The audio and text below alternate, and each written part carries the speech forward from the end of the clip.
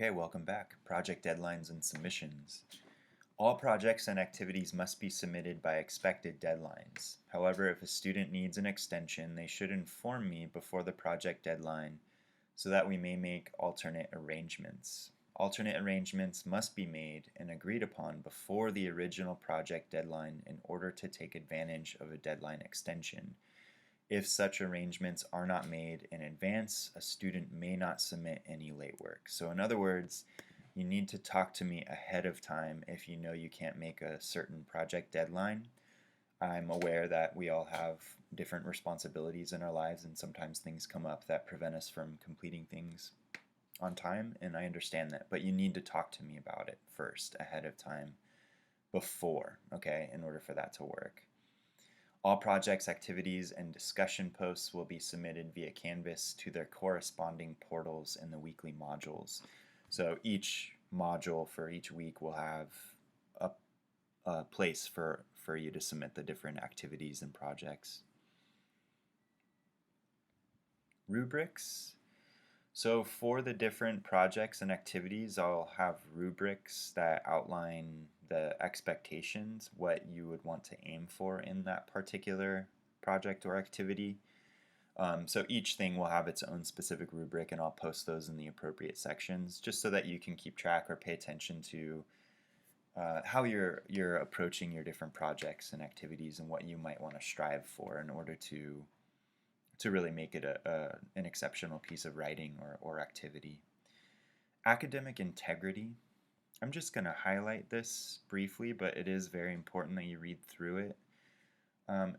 Integrity often is used to describe one's character. What you do when you know nobody is watching, right? So what makes you, what defines your character, right? So academic integrity just means that we're approaching our academic studies with a strong sense of character, right? So in other words, we're not cheating.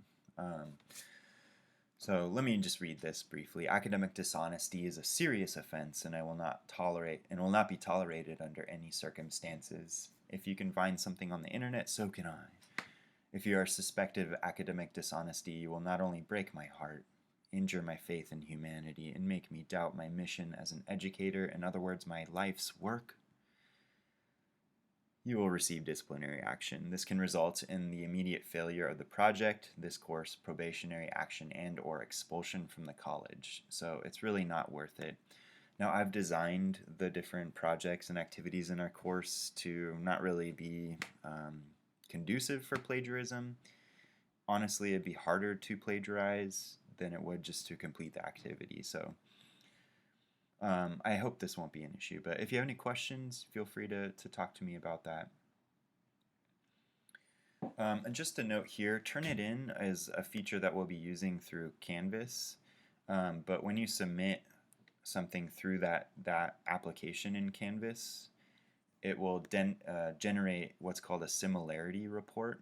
And that just means that whatever content is found elsewhere on the internet, so whether that's in the Turnitin.com database or if it's just on the general internet, no more than 25% of your project should be similar to other content, right? And usually that 25% is just things like quotations and whatnot, but it's important to pay attention to that similarity report. Special conditions and accommodations. Let me read through this. A student who feels he or she may need an accommodation based on the impact of a disability should contact Disability Support Services, and here's this number, or visit DSS on the first floor of the Cypress College Complex, room 100. For students who have already been determined eligible for DSS services, please provide the instructor with the proper form from DSS in a timely manner at the beginning of the semester and at least 1 week prior to the verified and identified need. Students who feel they may need academic adjustments based on the impact of a disability should discuss this with me and contact Disability Support Services or visit the DSS office. Chances are, because where we switched to online instruction, you would probably just call, or I've included the link to the website here, the campus website for Disability Support Services. So in other words, if if this applies to you, just reach out to me sooner rather than later, the first week, so that we can get those things taken care of, and so that I'm made aware of the different accommodations we need to do. I want to make sure that everyone's able to learn as effectively as they can. Kind of going along with that, let me read this. Additionally, if you anticipate any challenges or obstacles to your success in our course, conditions such as parental or work responsibilities, planned vacations or doctor appointments, difficulties completing certain projects by the posted deadlines, please let me know as soon as possible. I understand that life presents us with certain challenges, and sometimes we need to make alternative arrangements. In these cases, I'm happy to try to work with you if you communicate with me up front. So in other words, just keep me in the loop, keep me updated. So if you anticipate there is going to be something that will interfere with the class, let me know and we can try to make other arrangements. Student services and resources. So I've just included links to some of the different student services and resources you might need to take advantage this semester. So check that out. Some good resources here. Grading system.